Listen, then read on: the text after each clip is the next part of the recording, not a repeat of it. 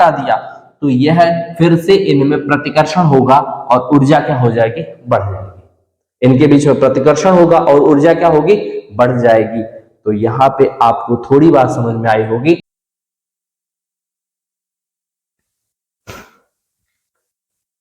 Hello बच्चों, कैसे हो आप सभी लोग? उम्मीद है सभी लोग बेहतर होंगे। तो मैं हूं देव सर और ये है आपका प्यारा सा YouTube चैनल प्रखर क्लासेस, जिसपे आप लोग को स्टडी करना है केमिस्ट्री, रसायन विज्ञान, जो कि पूर्णतः हिंदी माध्यम में बनेगा। ठीक है, तो ये है हमारा चैप्टर नंबर 4।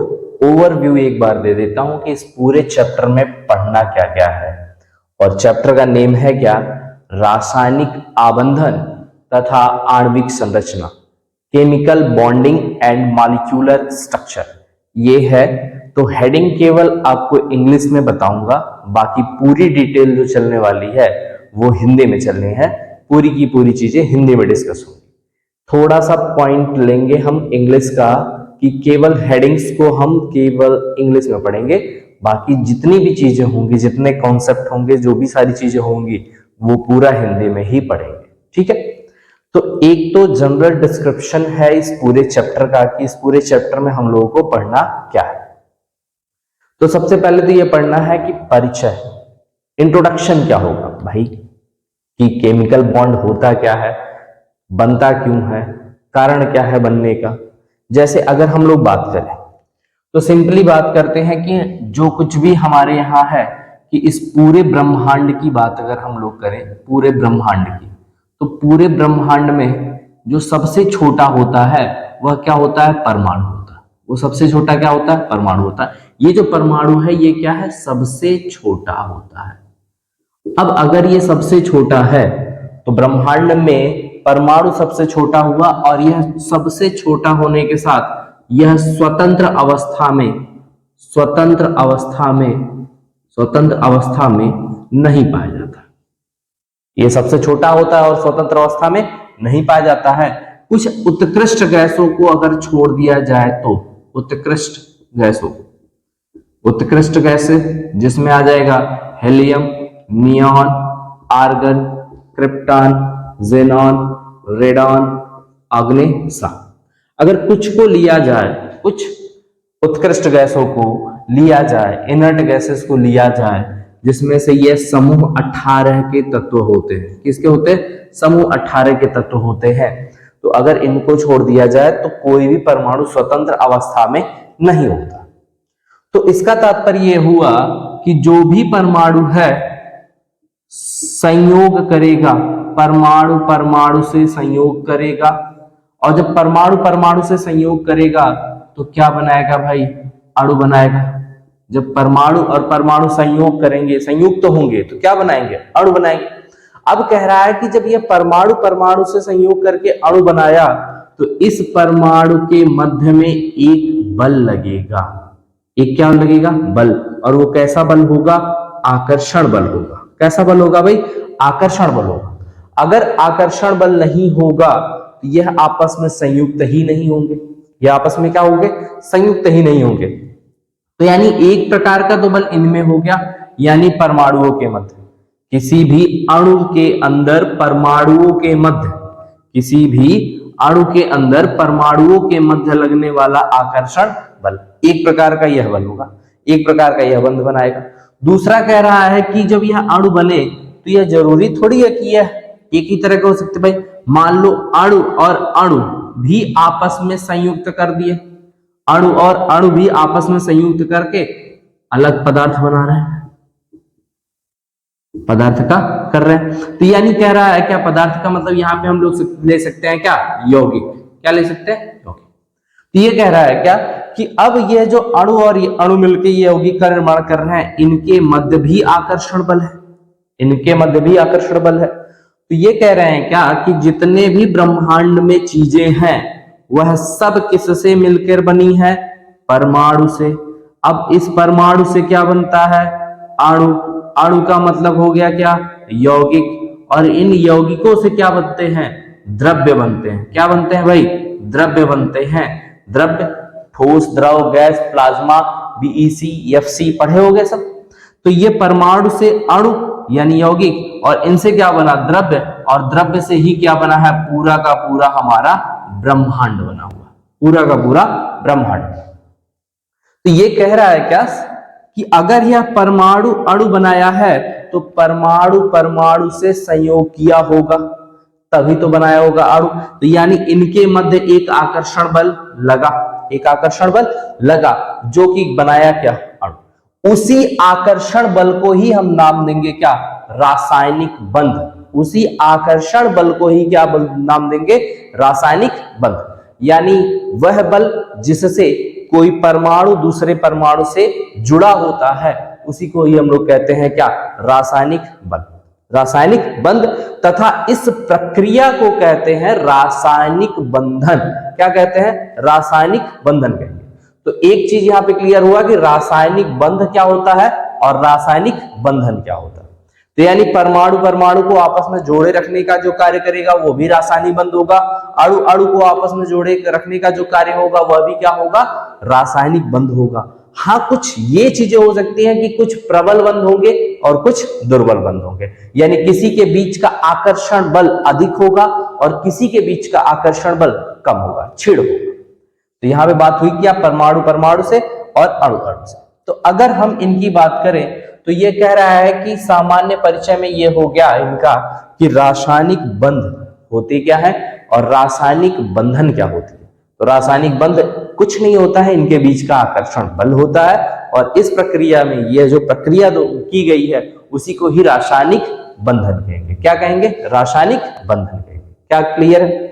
अब जब रासायनिक बंधन करता है तो यह परमाणु परमाणु से संयुक्त होकर क्या बनाया, अणु, और यह अब स्थायी हो सकता है। यानी यह कैसा हो गया भैया, स्थायी हो गया। कैसा हो गया, स्थायी हो गया, स्टेबल हो जाएगा। ठीक है।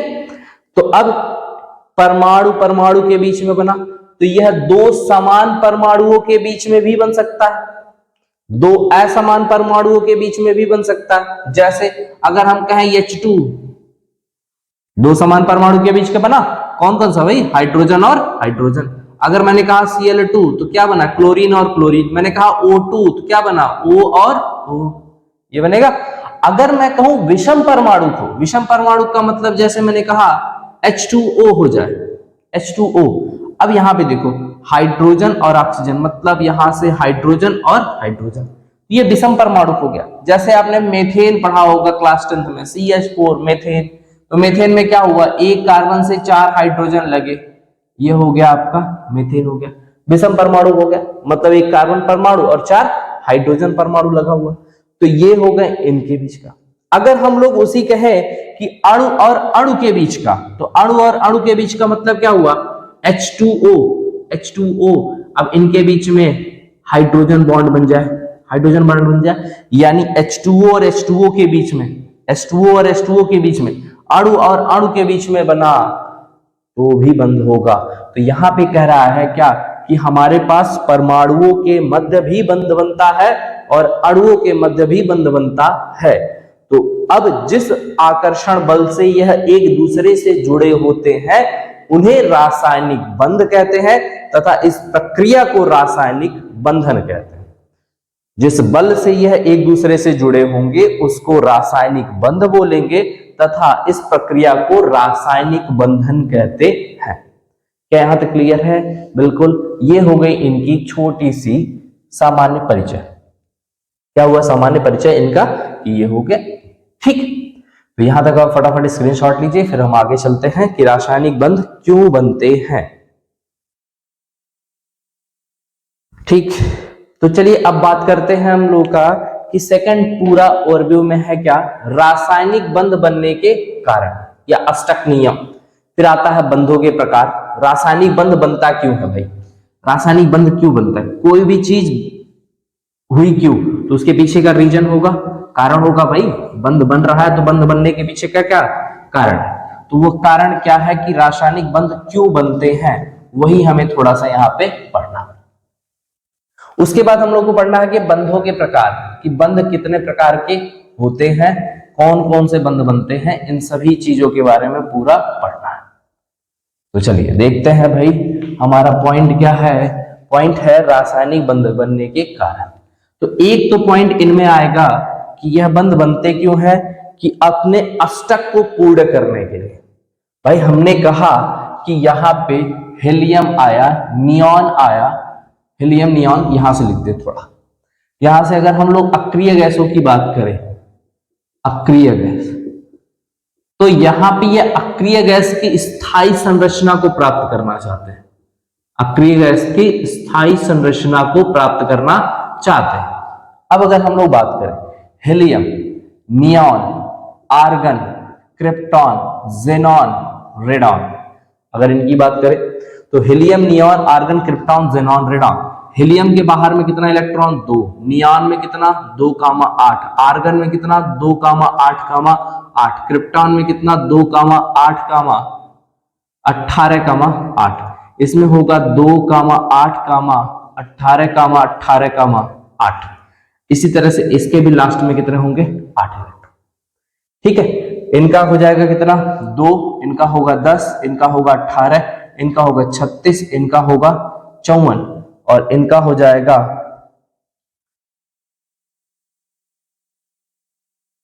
86। ठीक है, 86, हाँ 86 रेडॉन।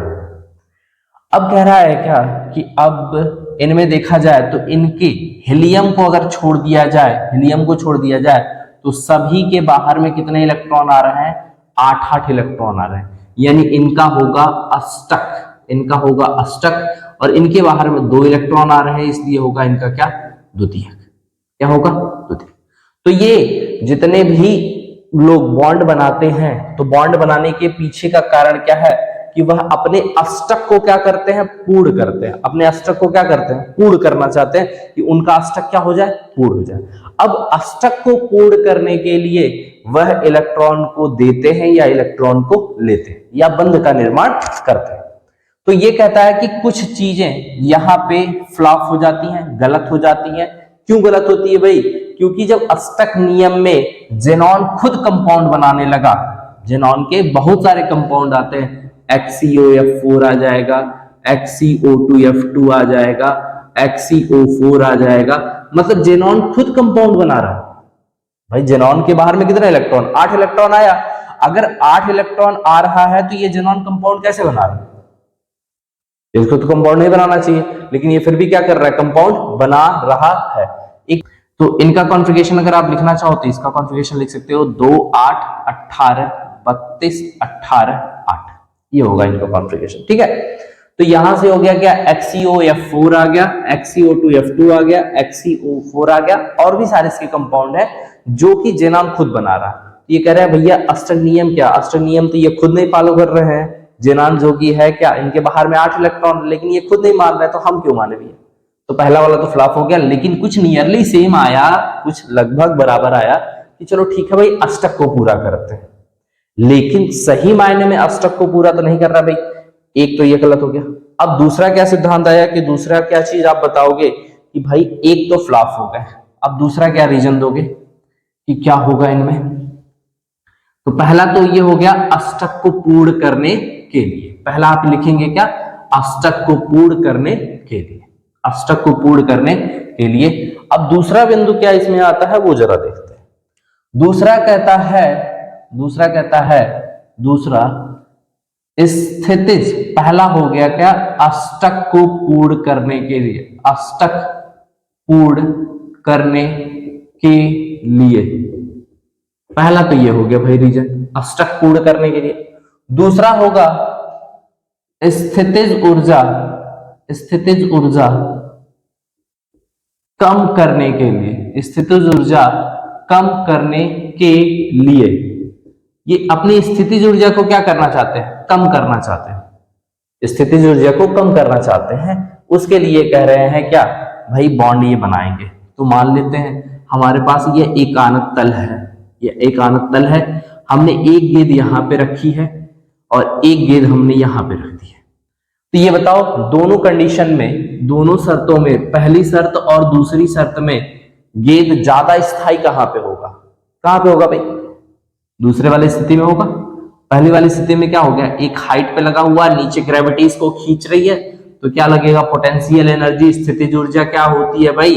अगर पोटेंशियल एनर्जी की बात करें तो पोटेंशियल एनर्जी क्या होता है, mgh ये होता है। तो अगर यह ऊंचाई पर रखा हुआ है तो ये ज्यादा क्या होगा, अस्थिर होगा, ये क्या होगा, स्थिर होगा। मतलब क्या हुआ, इसके पास ऊर्जा अधिक है, इसके पास ऊर्जा अधिक है, और जब इनके पास ऊर्जा अधिक होगी तो ये अस्थायी होंगे। क्या होंगे भाई, अस्थायी होंगे। तो अगर इनकी ऊर्जा को क्या कर दिया जाए, कम कर दिया जाए, अगर इनकी ऊर्जा को कम कर दिया जाए तो ये क्या हो जाएंगे, स्थायी हो जाएंगे। क्या हो जाएंगे, स्थायी हो जाएंगे। तो यानी यहां पे क्या आया कि अगर ऊर्जा कम हो तो स्थायित्व अधिक होगा। अगर ऊर्जा कम है तो स्थायित्व क्या होगा, अधिक होगा। अगर ऊर्जा अधिक है तो स्थायित्व की बात अगर हम लोग करें तो स्थायित्व क्या होगा, कम होगा। तो स्थायित्व क्या होगा, कम होगा। ये दोनों केसेस है। अगर ऊर्जा अधिक होगी तो स्थायित्व कम होगा, अगर ऊर्जा कम होगी तो स्थायित्व अधिक होगा। तो हर कोई स्थायी होना चाहता है, स्टेबल होना चाहता है, इसलिए अपनी एनर्जी को क्या करता है, कम करता है। अपनी ऊर्जा को क्या करता है, कम करता है। तो ऊर्जा जितनी कम होगी स्थायित्व उतना अधिक होगा, ऊर्जा जितनी अधिक होगी स्थायित्व उतना कम। तो मान लेते हैं क्या है कि अगर हमारे पास यह नाभिक हो n, ये मान लेते हैं नाभिक है A का प्लस चार्ज, ये नाभिक हो गया B का प्लस चार्ज, हो गया। अब अगर हम लोग मान लें कि यह यहां से इलेक्ट्रॉन घूम रहा है इसका A का, और यहां पे अगर हम लोग मान लें इलेक्ट्रॉन घूम रहा है B का। क्लियर है, कोई दिक्कत नहीं। इसको हम थोड़ा सा यहां बना लेते हैं, ज्यादा सही रहेगा। तो यह इलेक्ट्रॉन इसके नाभिक के चारों तरफ घूमते रहते हैं, घूमते रहा, ठीक है। अब अगर देखा जाए तो ध्यान से देखना और ध्यान से बताना। अगर देखा जाए इस इलेक्ट्रॉन से इस नाभिक के बीच का, ये इलेक्ट्रॉन ऋणात्मक और यह धनात्मक, इस इलेक्ट्रॉन से इस नाभिक के बीच में देखा जाए तो यह माइनस यह प्लस, तो माइनस और प्लस आकर्षित करेंगे, प्लस माइनस आकर्षित करेंगे, प्लस प्लस प्रतिकर्षित करेंगे, माइनस माइनस प्रतिकर्षित करेंगे। यानी इनके बीच होगा प्रतिकर्षण और इनके बीच होगा आकर्षण। इतना तो सभी को पता है। प्लस प्लस के बीच में होगा प्रतिकर्षण, माइनस माइनस के बीच में होगा प्रतिकर्षण, प्लस माइनस या माइनस प्लस के बीच में क्या होगा, आकर्षण। तो ये जो है इलेक्ट्रॉन ए और न्यूक्लियस बी, नाभिक बी के बीच का क्या होगा, आकर्षण। ठीक इसी प्रकार से ए और ई, ये जो ए प्लस है और ई बी जो है, इनके बीच में भी क्या होगा, आकर्षण। तो भैया हो गया क्या, ये आकर्षण हो गया और ये क्या हो गया, आकर्षण। ये भी क्या हुआ, आकर्षण। इन दोनों के बीच में आकर्षण हुआ। अब अगर हम लोग बात करें कि इस इलेक्ट्रॉन से इस इलेक्ट्रॉन के बीच में, इस इलेक्ट्रॉन से इस इलेक्ट्रॉन के बीच में क्या होगा, प्रतिकर्षण होगा। क्या होगा, प्रतिकर्षण होगा। और इस नाभिक और इस नाभिक के बीच में क्या होगा, प्रतिकर्षण होगा। तो यानी आप देख रहे हो कि इन्हीं के बीच में आकर्षण भी हो रहा है और प्रतिकर्षण भी हो रहा है। अब इन्हीं आकर्षण और प्रतिकर्षण के बीच में यह अपनी ऊर्जा को कम भी करना चाहते हैं। अभी एक दूरी पर रखे हैं, बिल्कुल ये पास आएंगे, पास आके इनके बीच में एक बल लगेगा। अब ध्यान से समझो, थोड़ा सा फिजिक्स की तरफ लेके चलते हैं, फिजिक्स का यूज होगा इसमें। अगर हम इसको चार्ज मान लें कि यह Q1 चार्ज है, यह अगर मान ले तो यह Q2 चार्ज है, और इनके बीच की दूरी को, अगर इनकी बीच की दूरी को हम लोग d मान लें, इनकी बीच की दूरी को क्या मान लें, d मान लें।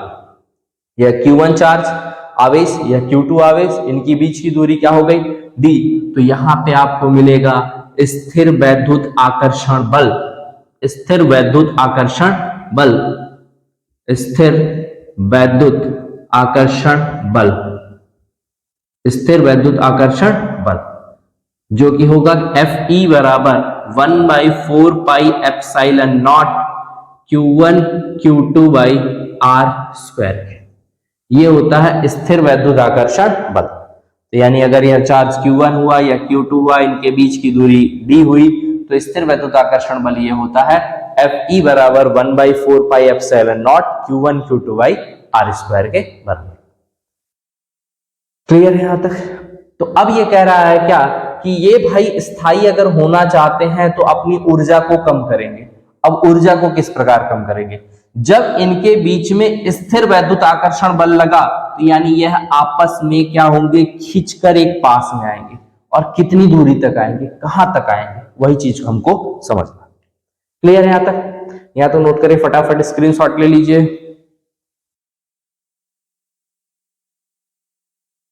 चलिए, ले लिया सभी ने?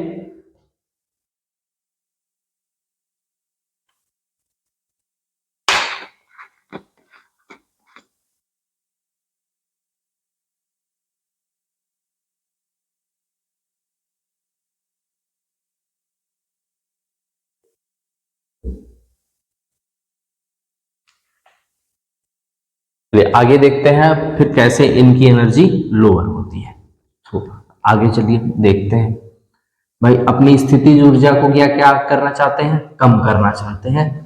तो नोट्स अच्छे से बनाइएगा, नोट्स ही आपके हेल्प करेंगे आगे की तैयारी में, और आगे जो भी आपके एग्जाम्स वगैरह होंगे उन सभी में जो हेल्प होने वाली है वो आपके नोट्स ही आपको बेहतर हेल्प देंगे। ठीक है, तो इनको काफी अच्छे से बनाएंगे आप, नोट्स को खूब अच्छे से बनाएंगे, उसमें कोई लापरवाही नहीं करेंगे। अब ये कह रहा है क्या कि अपनी एनर्जी को ये कम करना चाहते हैं। तो अपनी एनर्जी को किस तरह से कम करना चाहते हैं, तो एक ग्राफ बनाते हैं।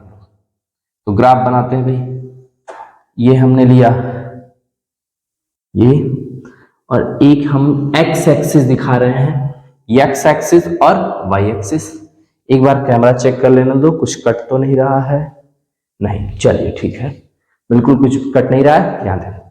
अगर हम x और y एक्सिस की बात करें तो x एक्सिस पे हम लोग दिखाते हैं अंतर परमाणविक या अंतरनाभिकीय दूरी, इंटर न्यूक्लियर डिस्टेंस दिखाते हैं,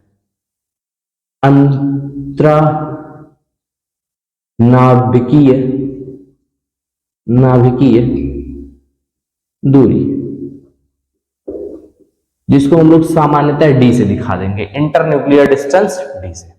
और ये हम लोग का हो गया पोटेंशियल एनर्जी, पोटेंशियल एनर्जी इधर दिखा देते हैं। ठीक है, तो जब इन दोनों के बीच में ग्राफ खींचा गया, जब वक्र इनके बीच में खींचा गया तो कुछ इस तरह का ग्राफ मिला। ध्यान से देखना, कुछ इस तरह का ग्राफ मिला,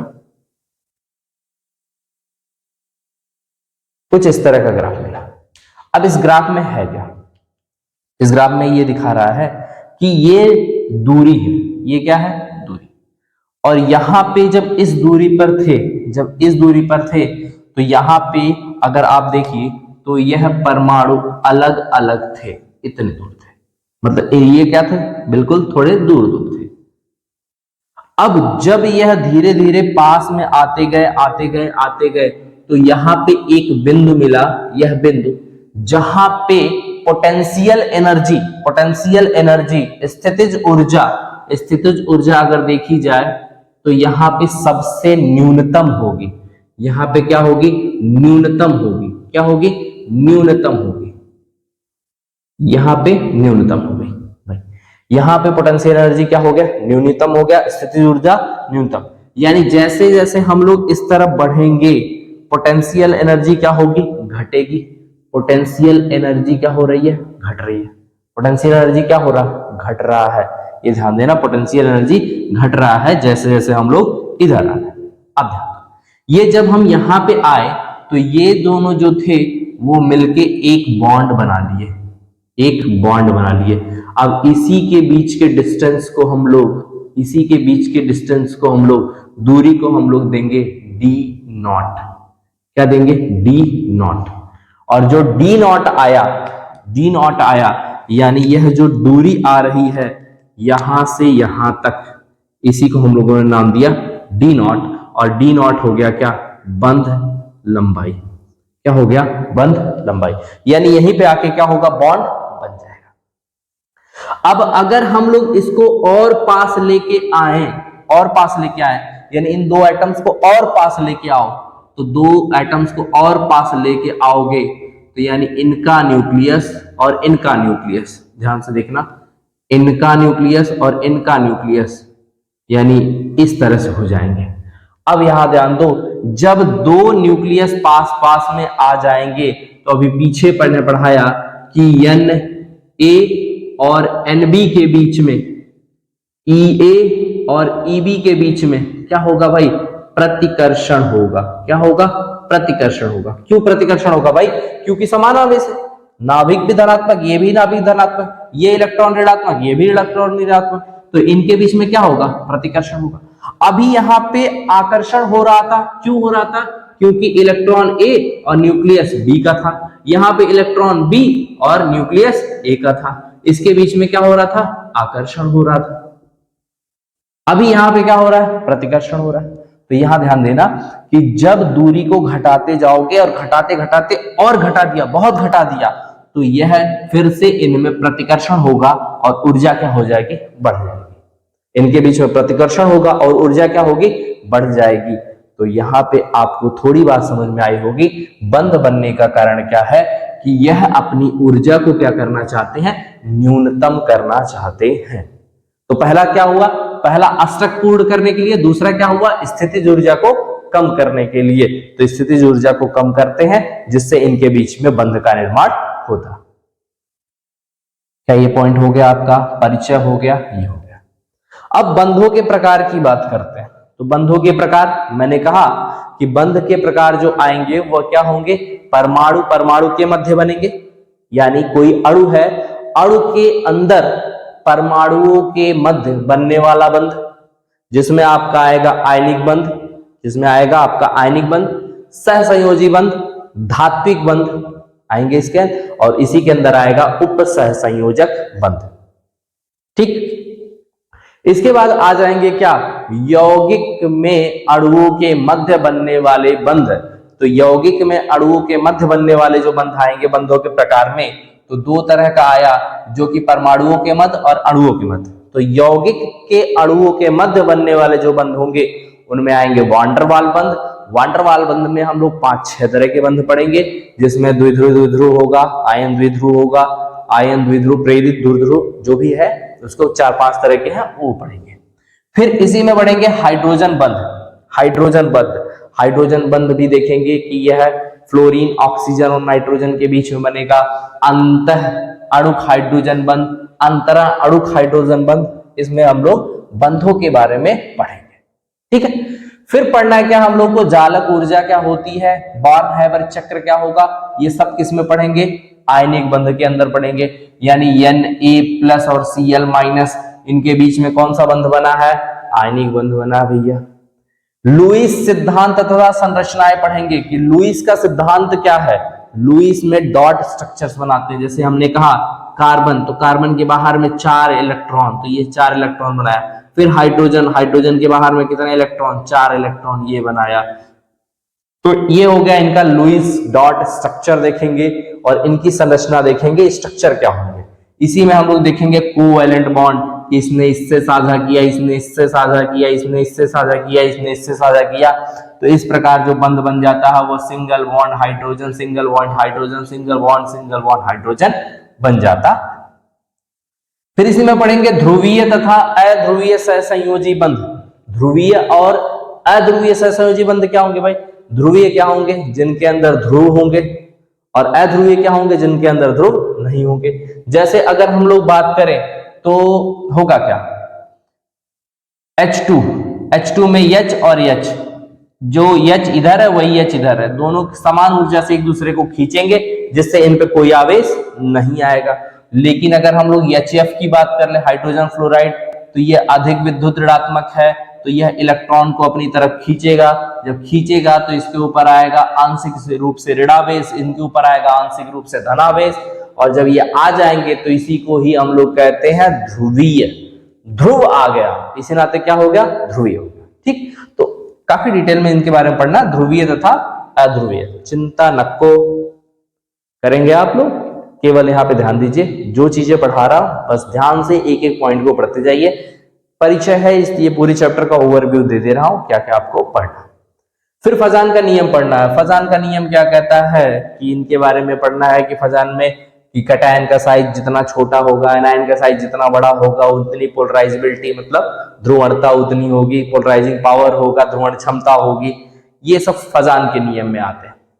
फिर इसी में आता है संयोजी बंध सिद्धांत, valence bond theory. Valence bond theory हम लोग पढ़ेंगे।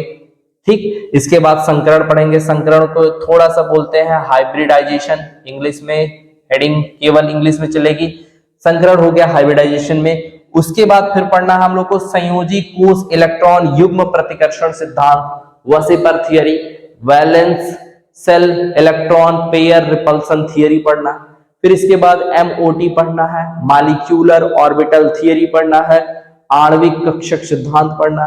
फिर इसी में हम लोग को पढ़ना है डाइपोल मूवमेंट, द्विध्रुव आघूर्ण पढ़ना, द्विध्रुव आघूर्ण पढ़ना। जैसे इसमें हमने बताया HF में तो ये इसकी तरफ जाएगा, द्विध्रुव आघूर्ण को हम लोग इस तरह के तीर से दिखाते हैं, द्विध्रुव आघूर्ण। इसी में फिर आएगा वान डर वाल बंध, और फिर लास्ट पॉइंट में हम लोग को पढ़ना है क्या, हाइड्रोजन बंध। तो वान डर वाल बंध और हाइड्रोजन बंध, तो ये सारा तो आपका पूरा चैप्टर है। पूरे चैप्टर में क्या पढ़ना है, आज हमने कवर किया है क्या, सिर्फ और सिर्फ परिचय और बंध बनने के कारण और बंधों के प्रकार, बंधों के प्रकार। तो ये परिचय हो गया। परिचय में हमने बताया कि बंध बनता क्यों है, और बंध बनने के परिचय में हमने बताया कि रासायनिक बंध और रासायनिक बंधन क्या होता है, और दूसरा बिंदु हमने बताया बंध बनने के कारण। तो पहला क्या हुआ, अष्टक पूर्ण करने के लिए, दूसरा होगा स्थितिज ऊर्जा कम करने के लिए। क्लियर है? तो स्थितिज ऊर्जा कम करने का ये हमने बताया कि स्थितिज ऊर्जा कैसे कम होगी, और यहाँ पे आके इनके बीच का बॉन्ड बनेगा, यहाँ पे सबसे न्यूनतम स्थितिज ऊर्जा होगी, और जो न्यूनतम दूरी यह मिलेगी उसी को ही हम लोग बोलेंगे बंध लंबाई। क्या बोलेंगे, बंध लंबाई। क्या बोलेंगे भाई, बंध लंबाई।